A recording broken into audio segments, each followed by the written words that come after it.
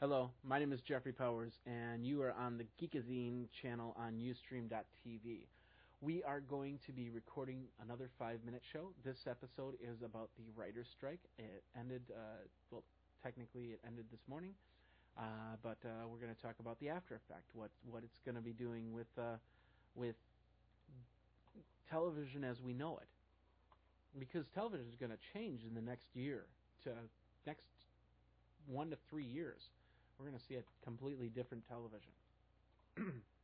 So, without any further ado, let's give this a go. 100 days. Imagine a produce department without fresh produce for 100 days. Oh, I'm not going to do it that way. Best part about a 5-minute show, I can start over. I was going to do 100 days without a show. What are you going to do? Now, the writer's strike is over, and it's time to write TV. Okay, we'll do it. Here we go. 100 days. Imagine a produce department without fresh produce for 100 days. Imagine not stepping into a room for 100 days. Now, imagine no new programming written for 100 days. Or wait, was it?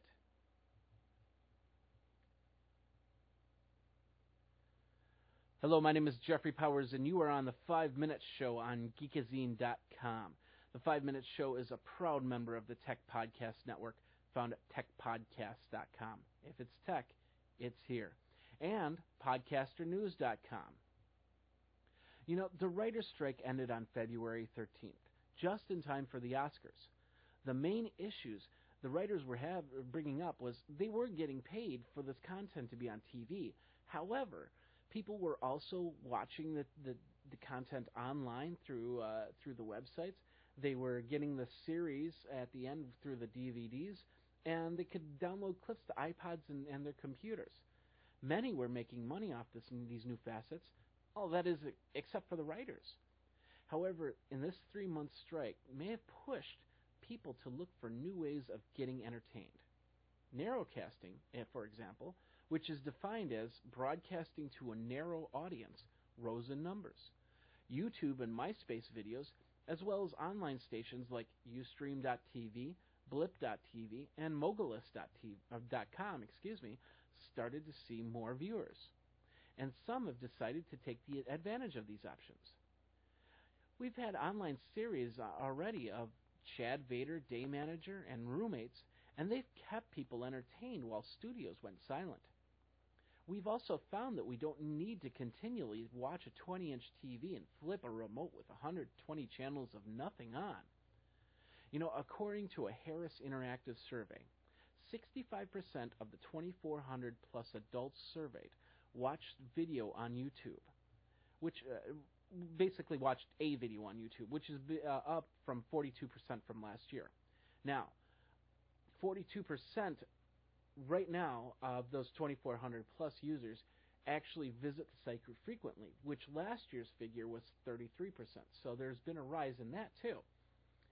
Not only online video has gone up, but another recent survey by the Orange Broadband shows that 50% spend 3 or more hours on the internet a day, compared to 3.8 hours of TV per day. 2/3 said that they couldn't live without internet connection, yet there were some that said they could live without a TV. Pretty interesting. With the strike over, it will take a while before new episodes start showing up. Some shows like the Sarah Connor Chronicles, which were held till mid-season, so what was created 6 months ago hasn't really been aired yet. And then things like American Idol and Survivor episodes will grace television in the meantime. Still, will viewers rush back to the TV? Some say no. A lot of shows that you can get online the next day. According to the Nielsen ratings, TV lost a quarter of the viewers because of the strike.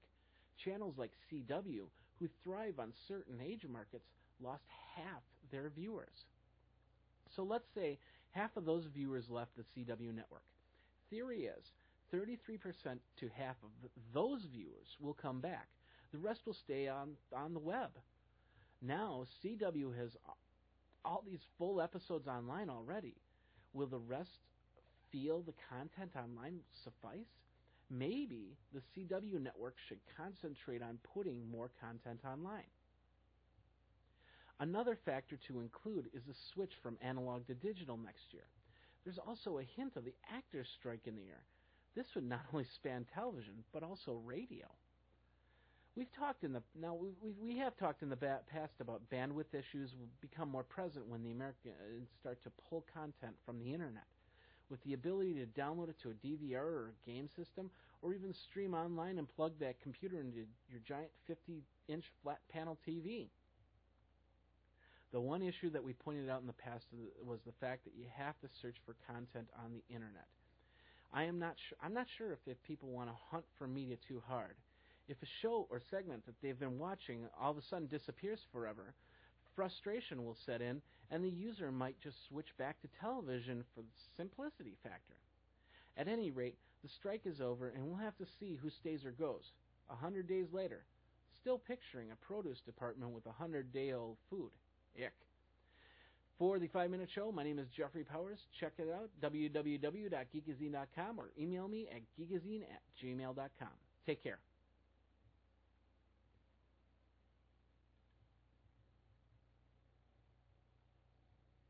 And that is the 5-Minute Show. And you can check that out at www.geekazine.com or 5min.geekazine.com for the more direct link. So if you have any questions, give me an email, geekazine@gmail.com, or leave a comment on either here on the Ustream.tv channel or leave a comment over on www.geekazine.com. You can also Skype me at Geekazine. Thanks a lot for watching. Take care.